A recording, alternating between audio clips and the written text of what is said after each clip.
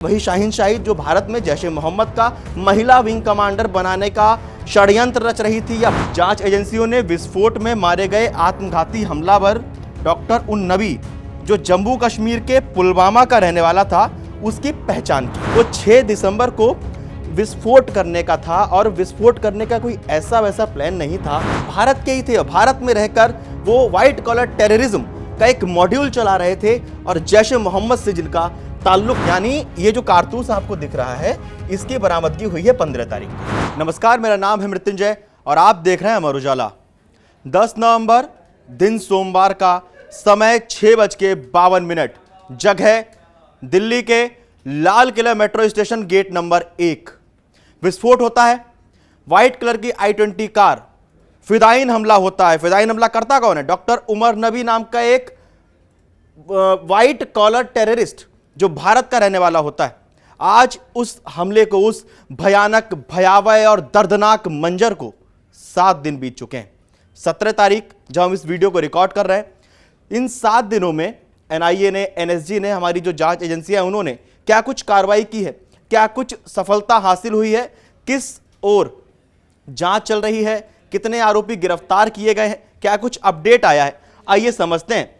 ये वो फोटो है जो आपको याद होगा जब विस्फोट हुआ था, जिस तरह से गाड़ियां, लोगों के शव बिखरे हुए पड़े थे, मौके पे अग्निशमन दल था। और ये वो उमर जिसका अभी हम जिक्र कर रहे थे, यही है वो डॉक्टर उमर नबी जो फिदायीन हमलावर था, जिसने 15 लोगों की जान ले ली और कई लोग घायल हैं। लेकिन इसके पीछे सिर्फ यही नहीं था। अब जब जांच शुरू हुई है तो भारत में एक व्हाइट कॉलर टेररिज्म का भंडाफोड़ भी हुआ है, खुलासा हुआ है। लेकिन जो 7 दिनों की जांच थी, 10 तारीख से लेकर आज 17 तारीख तक, क्या कुछ जांच में सामने आया है, क्या कुछ बड़े अपडेट्स आए हैं, क्या कुछ खुलासे हुए हैं, आइए समझते हैं। शुरुआत करते हैं 10 तारीख से। जैसा अभी हमने आपको बताया, समय 6:52, लाल किले के पास एक सफेद हुंडई I-20 कार में जोरदार धमाका होता है। इसका परिणाम 15 लोगों की मौत हुई, जिसमें आत्मघाती हमलावर जो फिदायीन हमलावर था वो डॉक्टर उमर उन नबी भी शामिल था और कई लोग इसमें घायल हुए। तत्काल कार्रवाई भी शुरू हुई, जैसा हमने देखा भी था। तत्काल कार्रवाई शुरू हुई। गृह मंत्री अमित शाह मौके पर पहुंचे और उच्च स्तरीय बैठकें शुरू की। उसके बाद Delhi police, crime branch, special branch, अग्निशमन दल, फॉरेंसिक टीम, NSG और NIA की टीमें जांच के लिए मौके पर पहुंची। इसके बाद 10 तारीख को, जिस दिन घटना हुई, उस दिन क्या होता है, जांच एजेंसियों ने UAPA यानी गैर कानूनी गतिविधियां रोकथाम अधिनियम के तहत एक FIR दर्ज की। इसको गैर कानूनी गतिविधियों के तहत एक FIR दर्ज की गई। उसके बाद 10 तारीख की अगर हम बात करें तो 10 तारीख का दिन शायद आपको याद होगा किस तरह से 2900 किलो विस्फोटक मिला था। 360 किलोग्राम पहले, उसके बाद करीब 2500 किलोग्राम विस्फोटक बाद में मिला है। कहां से? हरियाणा के फरीदाबाद से, जो कि दिल्ली से सटा हुआ है। और उसके बाद कई CCTV फुटेज सामने आए कि उमर किस तरह से फरीदाबाद क्रॉस करके दिल्ली में घुसता है अपने I-20 गाड़ी से, किस तरह से वो पूरे दिल्ली NCR के चक्कर लगाता है, इधर उधर घूमता है। बाद में जाके एक पार्किंग में, जो लाल किले के पास की पार्किंग है, वहां गाड़ी खड़ी करता है, 3 घंटे बाद रुकता है। कुछ रिपोर्ट्स में तो यहां तक दावा किया गया, जो सूत्रों के हवाले से खबर सामने आई, जो रिपोर्ट्स में कहा गया कि उसी पार्किंग में डॉक्टर उमर ने विस्फोटक तैयार किया, जिसको उसने फिदायीन हमले तक अंजाम दिया, फिदायीन हमला किया। जिसके बाद उसने और जो अन्य संबंधित घटनाएं जिसका भी हम जिक्र कर रहे थे वो ये थी कि फरीदाबाद के एक व्हाइट कॉलर आतंकी मॉड्यूल का भंडाफोड़ होता है। अल फलाह यूनिवर्सिटी का नाम बहुत चर्चा में है ही इन दिनों। उसके बाद अगर हम 11 तारीख की बात करें, हमले के ठीक अगले दिन क्या क्या होता है? हमले के ठीक अगले दिन जांच एजेंसियों ने विस्फोट में मारे गए आत्मघाती हमलावर डॉक्टर उन नबी जो जम्मू कश्मीर के पुलवामा का रहने वाला था उसकी पहचान की।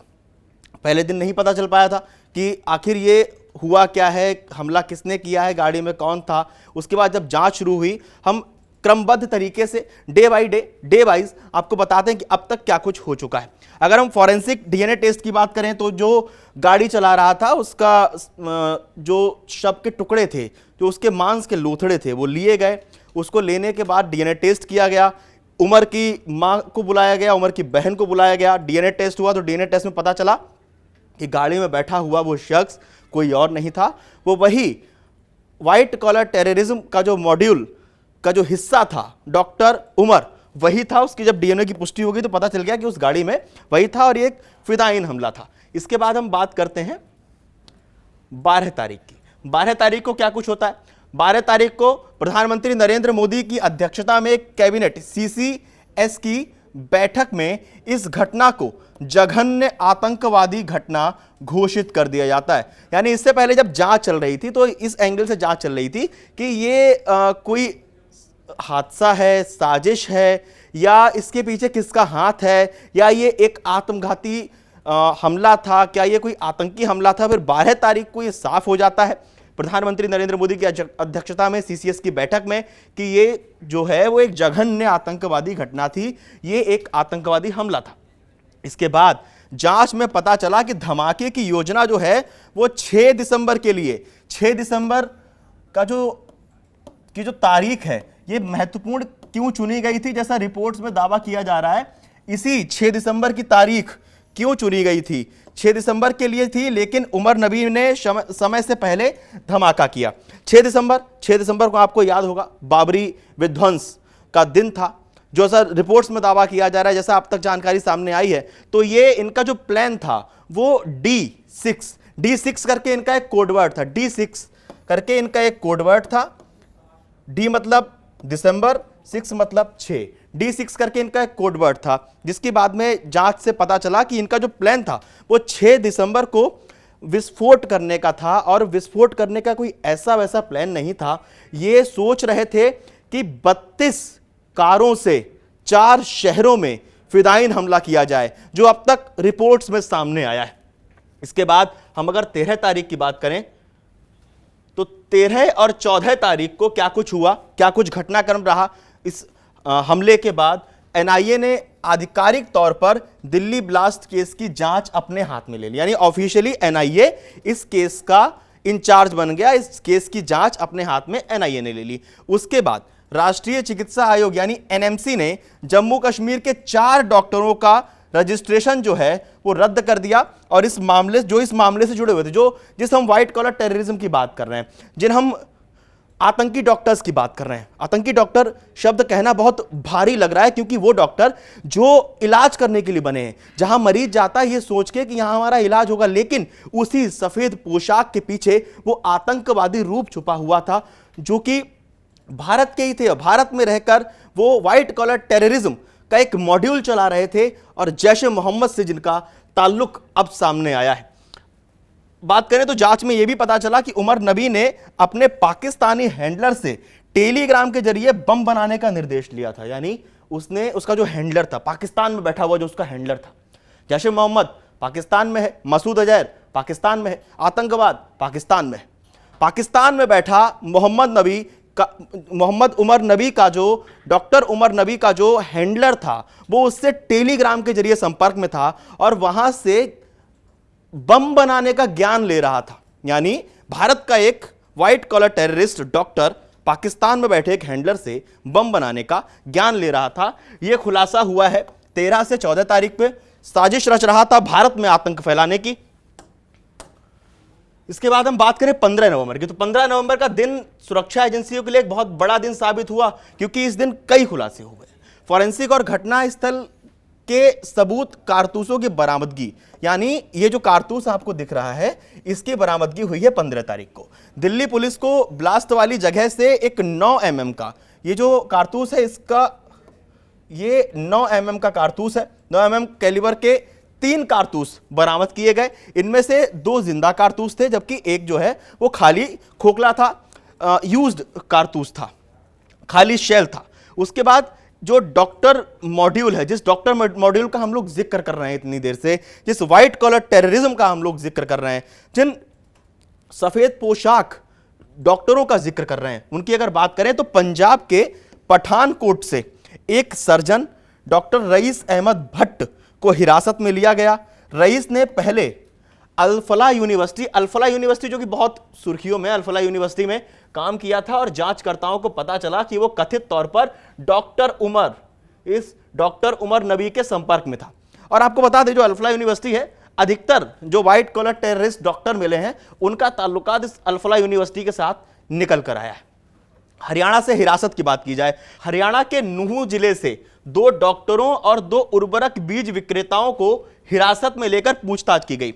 नूंह जिले में पहले से ही कई छापेमारी हुई थी, क्योंकि यह शक था जो अमोनियम नाइट्रेट, जो 2900 किलो करीब अमोनियम नाइट्रेट फरीदाबाद से इस उमर नबी के किराए के घर से जब्त किया गया है, अल्फोरा यूनिवर्सिटी से करीब आधे किलोमीटर की दूरी पे, वो यहीं नूंह से खरीदा गया था। इस बात का शक था। जांच एजेंसियां जो हैं वो छापेमारी कर रही थी। उसी में पता चला एक डॉक्टर का नाम, उसी में ये 2 डॉक्टर जो उर्वरक बीज विक्रेता थे, इनको हिरासत में लिया गया। 16 नवंबर की अगर हम बात करें तो 16 नवंबर को क्या कुछ हुआ। 16 नवंबर को एनआईए ने आत्मघाती हमलावर उमर उन नबी के एक सहयोगी अमीर राशिद अली, जो जम्मू कश्मीर के सांबूरा पंपोर का रहने वाला है, उसको गिरफ्तार किया। ब्लास्ट में इस्तेमाल की गई हुंडई i20 कार इसी अमीर राशिद अली के नाम पर रजिस्टर थी। इसी राशिद अली के नाम पर वो i20 कार रजिस्टर थी। आपको शायद एक फोटो भी याद होगा, वो जो एक i20 कार खरीदते हुए एक फोटो बहुत सामने सुर्खियों में वायरल हुआ था, वही है अमीर राशिद अली। वही फोटो है जो वो गाड़ी लेके, गाड़ी के सामने, व्हाइट कलर की गाड़ी के सामने चाबी लेके वो खड़ा हुआ था, वही अमीर राशिद। एनआईए ने पुष्टि की कि ये एक आत्मघाती हमला था और एक और गाड़ी जब्त की गई, व्हाइट कलर की ब्रेजा, उसको जब्त किया गया। 3 गाड़ियों का जिक्र चल रहा था। एक तो i20 जो ब्लास्ट में फट गई, उसके बाद एक रेड कलर की इको स्पोर्ट गाड़ी की तलाश चल रही थी, उसके बाद एक व्हाइट कलर ब्रेजा की तलाश चल रही थी। जो रेड कलर की इको स्पोर्ट गाड़ी थी वो मिली है हरियाणा में, फरीदाबाद के पास में, फरीदाबाद के एक गांव में। और उसके बाद जो व्हाइट कलर की ब्रेजा का जो तलाश चल रही थी, वो ब्रेजा शाहीन शाहिद के नाम पर रजिस्टर थी। वही शाहीन शाहिद जो भारत में जैश ए मोहम्मद का महिला विंग कमांडर बनाने का षड्यंत्र रच रही थी या बना रही थी, उसका प्लान रच रही थी, उसके नाम पर रजिस्टर थी। और वो रिपोर्ट्स के मुताबिक अल-फलाह यूनिवर्सिटी के अंदर मिली थी पार्क गाड़ी। अब हम बात करें 17 तारीख की, यानी आज की, जब हम इस वीडियो को रिकॉर्ड कर रहे हैं। आज क्या कुछ घटनाक्रम हुआ है, तो आज न्यायिक हिरासत में दिल्ली की एक अदालत ने गिरफ्तार आरोपी अमीर राशिद अली को 10 दिन की एनआईए हिरासत में भेजा है। वही जिसकी हम बात कर रहे थे, जिसके नाम पे i20 गाड़ी रजिस्टर थी, जिसने i20 गाड़ी खरीदी थी। दूसरी गिरफ्तारी भी हुई है आज। एनआईए को 2 बड़ी सफलताएं मिली। दूसरी गिरफ्तारी, एनआईए ने एक अन्य प्रमुख सहयोगी जिसका नाम है जसीर बिलाल वानी उर्फ दानिश को जम्मू कश्मीर के श्रीनगर से गिरफ्तार किया है। जसीर जो है वो अनंतनाग जिले का रहने वाला है और इस पर आरोप है कि वो हमले के पीछे एक सक्रिय सह साजिश करता था, यानी उमर का बहुत करीबी मददकर्ता। उसने उमर उन नबी के साथ मिलकर काम भी किया था। एनआईए के जांच के मुताबिक जसीर ने कथित तौर पर ड्रोन को संशोधित करके रॉकेट बनाने और आतंकवादी हमलों को अंजाम देने के लिए तकनीकी सहायता भी दी थी। यानी जैसा रिपोर्ट्स में कहा गया, जैसा एनआईए की एक प्रेस रिलीज में सामने आई, शायद ये लोग पहले ड्रोन या किसी रॉकेट के जरिए हमले का प्लान बना रहे थे, लेकिन बाद में उमर ने उस गाड़ी में, उस व्हाइट कलर की i20 में एक फिदायीन हमला किया। कहां किया? दिल्ली की उस जगह पे जहां हमेशा भीड़ भाड़ होती है, लाल किले के सामने, मेट्रो गेट नंबर 1 पर, चांदनी चौक बाजार के पास में उस हमले को अंजाम दिया गया। उस फिदायीन आतंकी हमले को अंजाम दिया गया। आप लोगों को क्या लगता है 10 तारीख से लेकर 17 तारीख तक जो ये जांच चली है, जिस तरह से एक्शन हुआ है, उसको लेकर हमें कमेंट करके जरूर बताएं। और देश और दुनिया की तमाम बड़ी खबरें जानने के लिए देखते रहिए अमर उजाला। अगर आप ये वीडियो YouTube पर देख रहे हैं तो हमारे चैनल को सब्सक्राइब कर बेल आइकन दबाएं और Facebook पर देख रहे हैं तो हमारे पेज को लाइक करें।